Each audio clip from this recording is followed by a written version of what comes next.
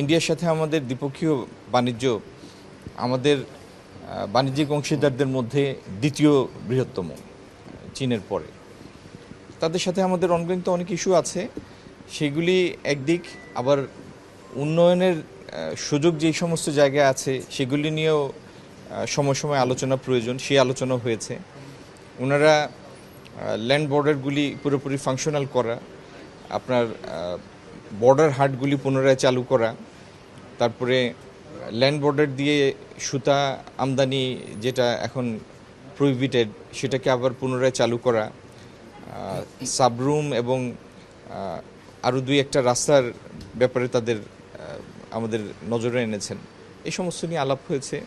বাংলাদেশ ভারত বাণিজ্যিক সম্পর্ক এগিয়ে নিয়ে যাওয়ার ব্যাপারে আলোচনা হয়েছে এবং আমার বিশ্বাস আমাদের হাইকমিশনার মহোদয় তার উদ্যোগে এবং তার অবস্থানকালে দুই দেশের সম্পর্ক উত্তরোত্তর বৃদ্ধি পাবে। 24-এ আমরা একটা রাজনৈতিক ট্রানজিশন দেখেছি এবং সেই ট্রানজিশন পরবর্তী সময়ে পট পরিবর্তনের পরে দুই সরকারের তরফ থেকে বা দুই রাষ্ট্রের তরফে অনেকগুলি বিধিনিষেধ এসেছে। বাণিজ্যের পথে অনেকগুলি বিধিনিষেধ এসেছে। But even defying those restrictions, গত বছর দুই দেশের মধ্যে দেশীয় বাণিজ্যের পরিমাণ প্রায় $13 বিলিয়ন। তার মানে ইকোনমিক কনসিডারেশন অনেক সময় অনেক কিছুকে ছাড়িয়ে যায়। তো আমি আমাদের হাইকমিশনার ত্রিবেদী সাহেবের এই কথার সাথে পুরোপুরি একমত যে ইকোনমিক ইন্টারেস্টটা আমাদের দেখতে হবে। কারণ ইকোনমিক ইন্টারেস্ট মানে হচ্ছে আপনি দুই দেশের ভোক্তাকে অধিকতর প্রতিযোগিতামূলক মূল্যে, কম মূল্যে তার পণ্য বা সেবা ভোগ করার সুযোগ করে দেবেন। কয়েকদিন আগে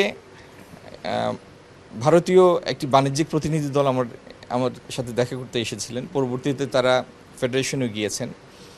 তারাও দুটি প্রস্তাব করেছেন। একটি হলো ভারত এবং বাংলাদেশের ব্যবসায়ীদের সমন্বয়ে একটি টাস্ক ফোর্স করা এই দেশের অবকাঠামোর বিনিয়োগের জন্য। আরেকটি হচ্ছে এখানকার ডিজিটাল অবকাঠামো নির্মাণের জন্য, ডিজিটাল ইনফ্রাস্ট্রাকচার তৈরির জন্য দুই দেশের ব্যবসায়ীদের মধ্যে একটা টাস্ক ফোর্স করা। তো এই সমস্ত প্রক্রিয়ার মধ্যে দিয়ে বাণিজ্যিক সম্পর্কের মধ্যে গতি আনা, ক্রমাগত এগিয়ে নিয়ে যাওয়া, নতুন বিনিয়োগের সুযোগ এবং ক্ষেত্র খোঁজা, এটি একটি বহমান প্রক্রিয়া, এটি চলতে থাকে।